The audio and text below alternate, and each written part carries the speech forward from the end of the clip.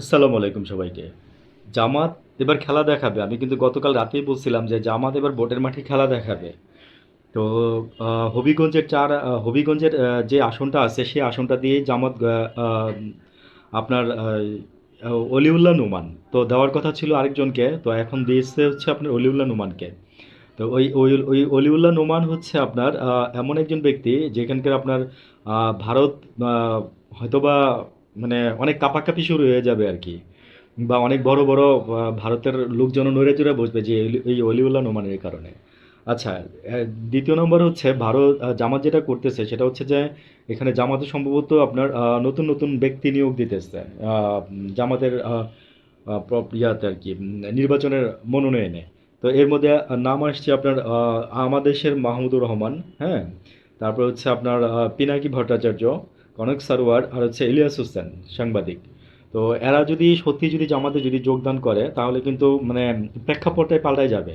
এবং এই জেনারেশনের মানে এই জেনারেশন বলতে আমি বুঝাইতে চাচ্ছি গত ২ ৩ ৪টা জেনারেশন কিন্তু মানে বলতে পারে যে চোখে আঙ্গুল দিয়ে মানে এদেরকে এই কয়েকজন ব্যক্তি দেখাই দিচ্ছে যে এরা কোন কারণে ভারতের আমাদের কোন কারণে আমাদের শত্রু।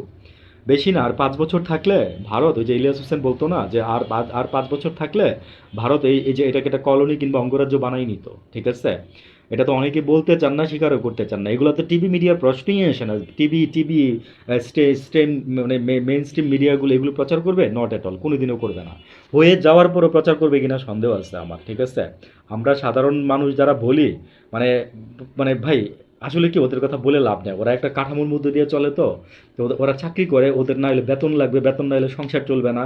কিন্তু ওই যে মনে করেন যে কেউ ওই যে নীতিবোধ, হ্যাঁ, বলে যে একটা বিষয় থাকে, ওইটাকে অনেকে আছে এই যে ৪ ৫টা ব্যক্তির কথা বলছি, এরা বলতে পারেন যে নিজেদের স্বার্থ জলাঞ্জলি দিয়ে আজকে মনে করেন যে এরা দেশের স্বার্থে মানুষের জন্য কাজ করতেছে। তো জামাত এবার মনে করেন যে মানে রাজনীতিতে এমনভাবে আসতেছে যে বিএনপি হিমশিম খেয়ে যাইতেছে। বিএনপিও জামাতের সাথে এবার মনে করেন যে কতটুকু যে পাল্লা দিতে পারবে, এটা মানে আমরা খুবই সন্দিহান আর কি। সাধারণ জনগণ হিসাবে আমরা আমাদের পারসেপশন দিচ্ছি, ভাই আপনারা আপনাদের কাজ করেন, সমস্যা নাই। আমরা আপনাদের কোনো প্রতিবন্ধকতাও সৃষ্টি করতেছি না। তো তুরস্কের সাথে জামাতের কিছুদিন আগে অনেক সখ্যতা হয়েছে।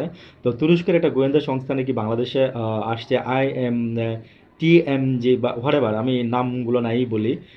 এগুলো যেহেতু গোয়েন্দা সংস্থার বিষয়, আর হচ্ছে যে তো এগুলো নিয়ে আবার মনে করেন যে বিএনপি এখন আবার খুব মানে ভাবনা চিন্তার মধ্যে পড়ে গেছে আর কি, যে কি হচ্ছে। ভাই, যেমন কর্ম তেমন ফল, এটাই হচ্ছে। ভালো থাকবেন।